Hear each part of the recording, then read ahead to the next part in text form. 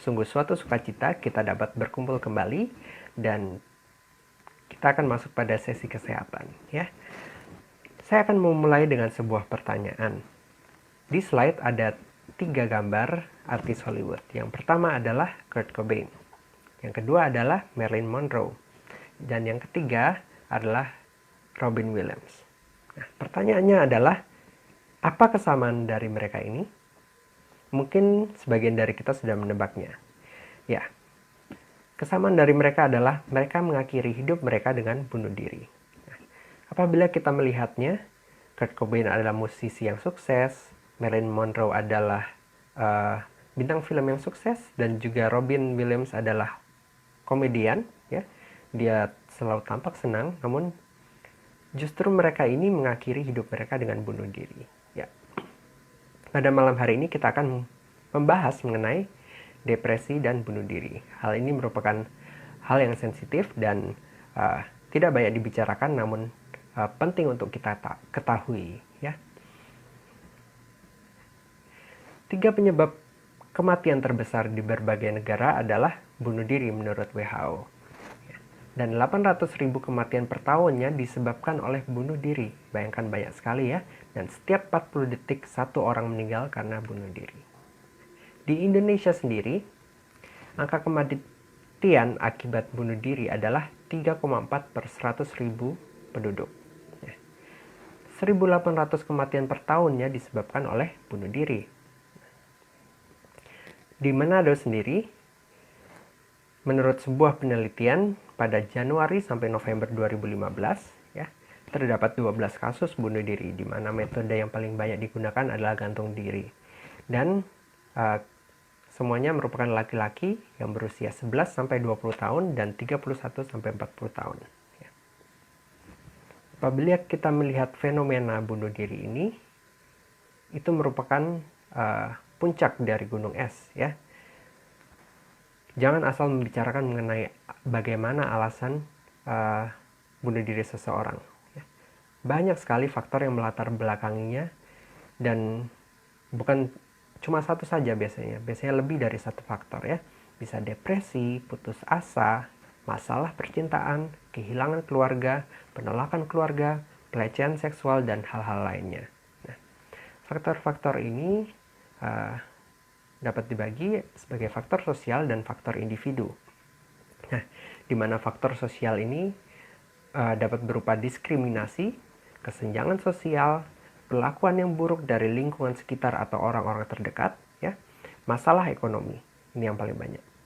Dan faktor individu adalah faktor dari diri orang itu sendiri, di mana dapat berupa gangguan kesehatan mental akibat depresi yang sudah dialami, ya, dan adanya keputusasaan dan ketidakberdayaan. Kalau kita membicarakan mengenai bunuh diri, maka tidak lepas dari apa yang dinamakan dengan depresi. Nah, kenapa depresi ini terikat sekali dengan bunuh diri? Ya. Depresi didefinisikan sebagai timbulnya perasaan sedih, kecewa, kehilangan, dan frustasi yang mudahnya menimbulkan ketidakbahagiaan dan keputusasaan. Nah, seseorang dikatakan depresi bila sudah lebih dari 2 minggu disertai 2 atau lebih gejala, ya. Gejala yang timbul dapat merupakan dia dapat terlihat depresif hampir setiap hari, ya, atau apabila dilihat oleh orang-orang sekitarnya, ya, dia kehilangan minat pada hampir atau seluruh aktivitas hampir sepanjang hari dan hampir setiap hari, ya. Adanya penurunan berat badan yang signifikan, ya, tanpa diet, ya, atau malah adanya kenaikan berat badan. Jadi bisa saja dia terdapat peningkatan nafsu makan maupun adanya penurunan nafsu makan. Ya. Bisa juga dia mengalami insomnia atau kurang tidur, ya, tidak bisa susah tidur, atau malah hipersomnia, atau yaitu tidurnya banyak sekali, ya. Nah, dapat juga didapati perasaan tidak berharga atau perasaan bersalah hampir setiap hari.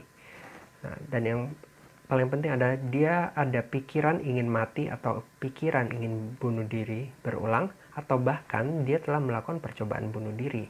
Nah, Gejala-gejala ini akan menyebabkan gangguan baik di aktivitas sosial maupun di pekerjaan dan fungsi sehari-harinya dia.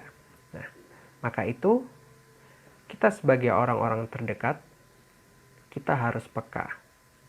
Kita harus peka terhadap orang-orang terdekat yang di sekitar kita. Ya. Maka dari itu kita harus waspada terhadap tanda-tanda bahayanya. Korban bunuh diri biasanya punya ciri-ciri dari orang yang depresi berat, ya, di mana dia merasa putus asa, suasana hatinya buruk, ya, merasa lelah setiap saat, dan bahkan kehilangan minat dan motivasi. Dan ada tanda-tanda yang patut diwaspadai, ya. Yang pertama, apabila orang tersebut membicarakan tentang bunuh diri dan kematian. Mungkin kalau orang terdekat kita tiba-tiba tanya, bagaimana pandanganmu tentang bunuh diri? Atau mungkin kadang-kadang kita rasa biasa saja, mungkin dia ingin opini, namun ini merupakan tanda-tanda yang patut diwaspadai. Ya. Lalu orang tersebut dapat menarik diri dari orang-orang terdekat. Ya.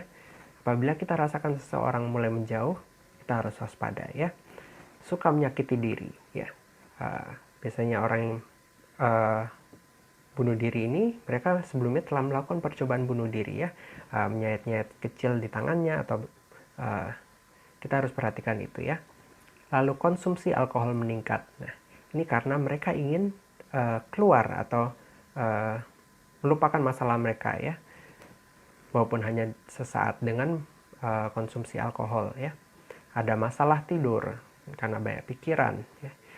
Emosinya tidak stabil, dan ada juga dari mereka yang memberikan barang pribadi mereka pada orang lain, ya, karena sebelum mereka dalam tanda kutip meninggalkan dunia ini, mereka ingin memberikan barang-barang pribadi mereka, ya. Nah, lalu penting juga bagi kita untuk menghindari stigma terhadap mereka yang bunuh diri ini, ya. Stigma masyarakat terhadap kasus bunuh diri ini adalah bahwa mereka ini orang-orang yang bodoh, mereka tidak pikir panjang, iman mereka lemah, atau mereka tidak baik, atau mereka tidak pantas, atau mereka pengecut. Nah, hal-hal ini janganlah ada di pikiran kita, ya, karena orang-orang ini telah melalui banyak hal, dan keluarga yang ditinggalkan pun sudah sangat sedih, ya. Maka kita perlu baku mengerti, ya. Kita harus berempati pada mereka yang berduka. Kita dengarkan cerita mereka dari sudut pandang orang tersebut, ya. Kita dengarkan cerita sebanyak mungkin dari mereka, ya, tanpa kita menghakimi juga, ya. Kita berusaha untuk tetap tenang bila suatu waktu orang tersebut atau orang yang berduka itu meluapkan emosi seperti amarah atau kesedihan, ya. Lalu hindari kita gunakan kata-kata yang klise untuk menghibur orang-orang yang ditinggalkan, seperti kamu harus kuat, atau dia sudah berada di tempat yang lebih baik, ya. Karena tidak selamanya kata-kata tersebut sesuai dengan suasana hati orang yang berduka tersebut. Jadi jangan coba untuk mencari tahu alasan dari kematian bunuh diri mereka juga, ya. Karena kebanyakan orang yang ditinggalkan ini, mereka justru akan menjatuhkan kesalahan pada diri mereka sendiri, ya. Dan tetap ingat bahwa motif bunuh diri itu adalah hal yang rumit, dan dia dipengaruhi oleh banyak sekali faktor, dan kita harus tahu batasan kita sebelum kita ikut campur pada masalah mereka, ya. Nah, lalu bagaimana kita mencegah bunuh diri ini? Apabila kita melihat tanda-tanda, walaupun tidak, yang perlu kita ingat adalah bahwa tidak semua orang yang akan bunuh diri akan menunjukkan tanda-tanda itu, dan tidak semua orang dengan tanda-tanda itu juga akan bunuh diri, ya. Jadi yang penting adalah kita harus peka terhadap orang-orang terdekat kita. Yang pertama, apabila kita menemukan hal-hal tersebut, kita harus mengenalkan dan menawarkan bantuan pada orang-orang itu, dan mengenalkan mereka pada orang yang ahli dalam menangani kesehatan jiwa, ya, seperti seperti dokter, ya, psikiater, psikolog, maupun pekerja sosial yang khusus menangani kasus-kasus bunuh diri, ya. Dan yang penting adalah jangan malu karena bunuh diri itu merupakan hal yang serius, dan karena didasari oleh depresi ini juga merupakan suatu hal yang serius, dan kita harus perhatikan. Jangan kita bilang, oh dia depresi, oh dia tidak mampu menangani masalahnya. Jangan begitu, kita harus membantu mereka melewatinya. Nah, yang kedua adalah mengenali orang-orang di sekitar kita yang memiliki resiko bunuh diri tadi, ya. Dan kita harus mendampingi mereka dan menginformasikan mereka ke pusat pelayanan kesehatan terdekat. Dan yang ketiga adalah pentingnya untuk mengedukasi orang-orang di sekitar kita juga, ya. Kita sosialisasi kepada masyarakat yang lebih luas terkait pencegahan bunuh diri dan membentuk tim sukarelawan yang akan memberikan respon cepat dalam penanganan pertama dalam kasus bunuh diri. Nah, lalu apa yang dikatakan oleh Roh Nubuat, ya? Dalam Ministry of Healing, ya, halaman 247, dikatakan kita berada di suatu dunia yang penuh penderitaan, ya. Kesulitan, cobaan, dan kesusahan sedang menanti kita semua di sepanjang perjalanan kita menuju rumah surgawi, ya. Tetapi banyak orang yang melipat gandakan bebannya dengan terus-menerus memperkirakan kesusahan, ya. Kalau mereka menghadapi kesulitan atau kekecewaan, mereka menganggap bahwa segalanya akan hancur, bahwa penderitaan mereka adalah yang paling berat dari semuanya, dan bahwa mereka pasti akan berkekurangan. Dengan demikian mereka menyusahkan diri mereka sendiri. Nah, ini adalah tanda-tanda orang yang depresi, ya. Mereka yang menganggap bahwa penderitaan mereka adalah yang paling berat dan bahwa mereka pasti akan berkekurangan, ya. Maka pada orang-orang ini diperlukan upaya yang teguh untuk mengubah arus pemikiran mereka. Dan bagaimana itu? Nah, kebahagiaan mereka, baik itu terhadap kehidupan masa sekarang maupun yang akan datang, bergantung pada kemantapan pemikiran mereka atas perkara-perkara yang menggembirakan. Biarlah mereka memalingkan pandangan dari gambaran suram yang semata-mata bersifat khayalan kepada keuntungan yang telah ditaburkan Allah di sepanjang perjalanan hidup kita. Dan di balik itu adalah hal yang tidak kelihatan dan kekal. Jadi pada orang-orang ini kita harus memalingkan pandangan mereka kepada Tuhan, pada juru selamat kita, ya. Jadi alihkan pandangan mereka bukan kepada masalah-masalah mereka, dan jangan mereka terus memikirkan diri mereka sendiri, bahwa mereka memiliki kehidupan yang buruk dan sebagainya. Jangan, ya. Jangan malah kita memikirkan masalah-masalah kita, melainkan alihkan pandangan kita kepada Dia yang menciptakan kita, ya. Lalu apa yang dikatakan oleh Alkitab, ya, dalam Matius 10 ayat 30-31 dikatakan, dan kamu rambut kepalamu pun terhitung semuanya, sebab itu janganlah kamu takut, karena kamu lebih berharga daripada banyak burung pipit. Nah, Tuhan telah menciptakan kita, ya.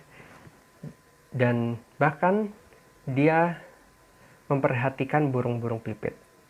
Apalagi kita yang merupakan gambar dan rupanya. Maka dari itu, sekali lagi saya ingatkan, yang pertama adalah kita harus peka terhadap orang-orang di sekitar kita, ya, dan hindari stigma pada orang-orang maupun keluarga yang ditinggalkan. Lalu selain kita harus peka, kita harus membantu orang-orang yang di sekitar kita yang dalam keadaan kesusahan, ya, dan palingkan pandangan mereka kepada juru selamat kita. Biarlah firman pada malam hari ini dapat menjadi kekuatan bagi kita semua, dan kiranya ini dapat jadi berkat bagi orang-orang di sekitar kita. Tuhan memberkati.